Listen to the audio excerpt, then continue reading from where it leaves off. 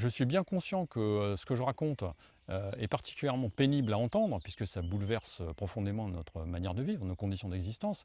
Mais si on veut s'adapter à ce qui est en train de se produire, il faut vraiment utiliser les données telles qu'elles sont réellement en train de se produire. Au mois de juin 2003, une situation similaire, on avait 36 degrés.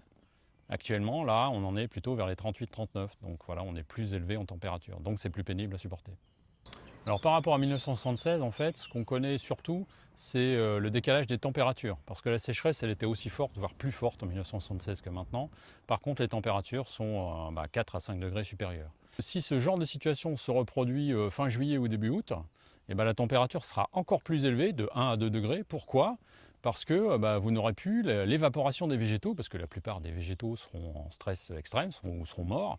Et donc, en fait, ce qui limite un tout petit peu l'évolution de la température à la hausse en cette période, c'est le fait que pour l'instant, la plupart de la végétation est encore active, c'est-à-dire évapore et limite un peu l'augmentation des températures.